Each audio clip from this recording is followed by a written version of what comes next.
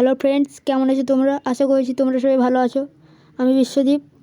আজকে আমি আরেকটা গল্প নিয়ে চলে এসেছি। তো আজকের গল্প হলো দ্য গোল্ডেন অ্যাপেল থিফ। তো চলো ভিডিওটাকে শুরু করা যাক।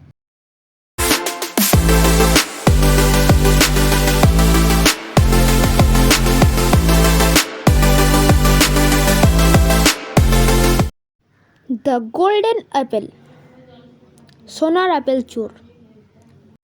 এক দেশে এক রাজা ছিল। সেই রাজার 7টি পুত্র ছিল। সেই রাজার বাগানে একটি সোনার আপেল গাছ ছিল। সেই সোনার আপেল গাছে প্রত্যেক দিন একটা করে সোনার আপেল ফলতো। রাজার সেই সোনার আপেল গাছ থেকে প্রত্যেক দিন সোনার আপেলটা চুরি হয়ে যেত। তাই রাজামশাই চিন্তায় পড়ে গেলেন এবং ভাবতে থাকলেন, কে সেই চোর যে আমার বাগান থেকে সোনার আপেলটা চুরি করে নিয়ে যাচ্ছে। তখন রাজামশাই মন্ত্রীমশাইকে ডেকে পাঠালেন। তারপর মন্ত্রীকে সমস্ত ঘটনা বললেন।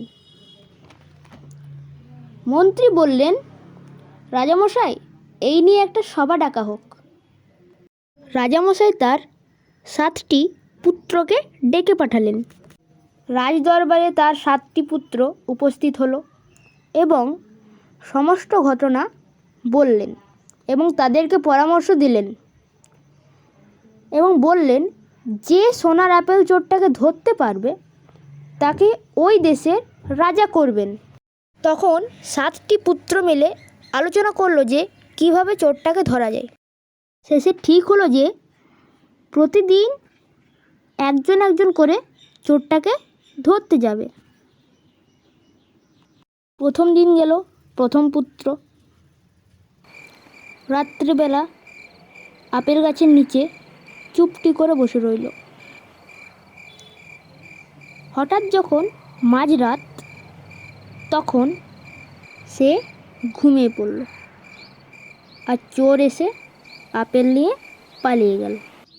তারপর গেল দ্বিতীয় পুত্র। সেও এভাবেই মাঝরাতে ঘুমিয়ে গেল। সেও চোরটাকে ধরতে পারল না। এভাবেই 6 পুত্র গেল আর ঘুমিয়ে গেল এবং চোরটাকে ধরতে পারল না।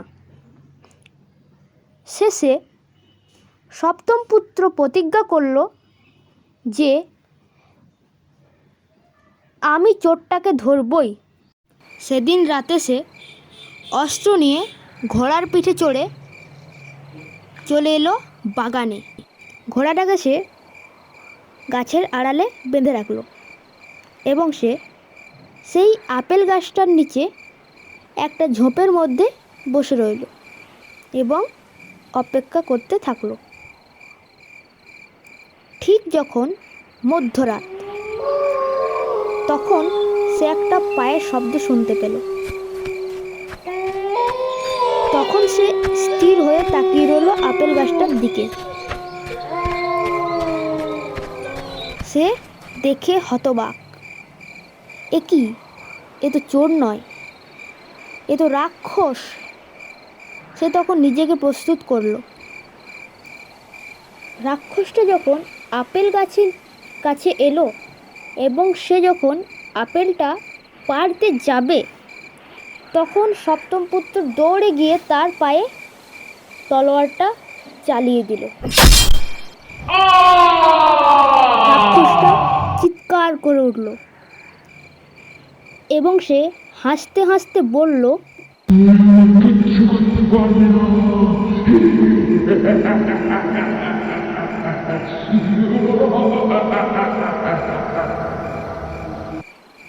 এই বলে সে দৌড়াতে লাগলো আর তার কাটা পা থেকে রক্ত মাটিতে পড়তে লাগলো।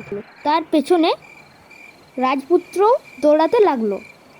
কিছু দূর যাওয়ার পর রাক্ষসটাকে আর দেখতে পেল না।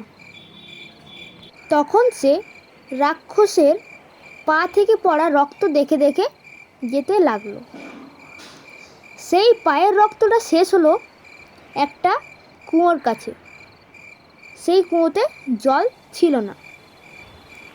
তখন সে চারিদিকে তাকিয়ে দেখল কেউ কোথাও নেই।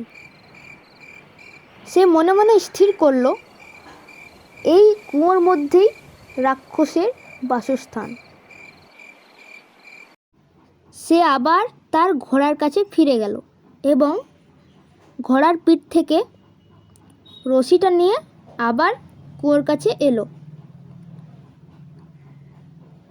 সেখানে একটা গাছে রশিটা বেঁধে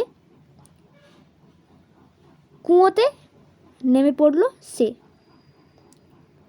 কুয়োতে নেমে সে দেখল কুয়োর চারপাশে ফাঁকা জায়গা, মানে সুড়ঙ্গর মতো। হঠাৎ সে দেখতে পেল সেই রাক্ষসটা সেখানে ঘুমোচ্ছে। সে রাক্ষসের কাছে চুপি চুপি গিয়ে তলোয়ারটা চালিয়ে দিল রাক্ষসের গলায়।